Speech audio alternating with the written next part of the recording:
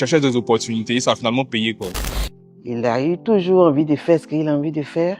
L'enfant, c'est quelqu'un que je voyais assez concentré. La carrière artistique est partie de là et ça m'a suivi toute ma vie. Quand il était enfant, c'était un enfant qui aimait beaucoup tout ce qu'il faisait. Quand il veut quelque chose, il ne démord jamais. Il voulait toujours rendre palpable, visible, physique ce qu'il apprenait. Il passait beaucoup de concours, beaucoup de formations, toujours autour de poster à des offres. Je lui disais, c'est vrai, tu aimes ça, mais fais d'abord les études. Bonjour, je suis Chris Outi. Je suis un artiste pluridisciplinaire. Ça veut dire que je fais plusieurs choses dans le milieu de l'art, que ce soit de l'art traditionnel comme la peinture, les crayons, et l'art digital comme le digital painting, la 3D, la réalité virtuelle et bien d'autres. Sa maîtresse de la maternelle me disait que son dessin était différent des enfants de son âge.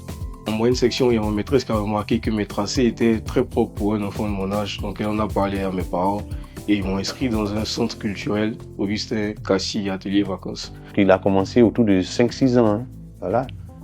Il est parti de chez nous, il avait une dizaine d'années, voire une douzaine d'années. Au collège, à Jean Piaget, je dessinais beaucoup. Au lycée aussi, au lycée classique d'Abidjan, je dessinais tout le temps. Et même à l'université aussi. Il a eu à compétir et il a eu des prix. J'ai débuté la réalité virtuelle en 2023. J'ai eu l'opportunité de faire des expositions et de présenter mon projet un peu partout. Mais ici, je n'ai pas rencontré beaucoup de personnes qui sont dans la réalité virtuelle. Donc c'était un peu compliqué d'évoluer. Christian, il voulait toujours allier culture, art et puis ce qu'il faisait. Donc il voulait exporter, toucher le plus grand nombre de personnes. Ici, moi je crée des décors inspirés de la culture ivoirienne. Donc on peut se retrouver à Korogo, jouer au balafon, danser avec le Zaouli, même aller dans le monde des esprits. Et pour moi, c'est un moyen pour la préservation du patrimoine culturel. Donc apprendre en s'amusant, pour moi, c'est la meilleure méthode que j'ai trouvée. De l'autre côté, avec les Européens, l'art est bien perçu, tu seras vraiment dans ton monde. Il est parti parce qu'il a bousculé plein de portes.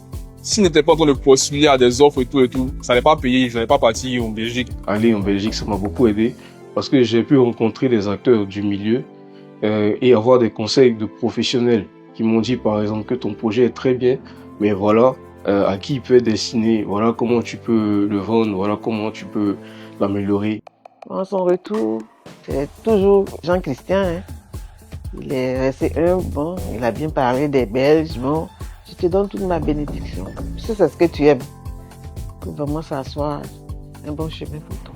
Quand je suis revenu à Abidjan, les principaux défis, c'était de déjà apprendre de nouvelles compétences pour que le jeu soit beaucoup plus dynamique. Donc, créer une petite équipe pour pouvoir avancer beaucoup plus vite. C'est un modèle pour nous, en fait. Comment on va essayer de suivre Christian, comment on va essayer de le rattraper, essayer de travailler ensemble. Déjà, le rêve derrière mon projet Poignan, c'est de faire la promotion du patrimoine culturel et préserver cet héritage-là.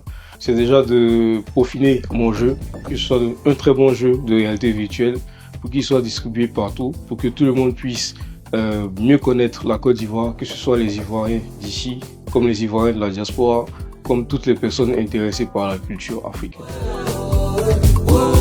Toi et nous, c'est famille.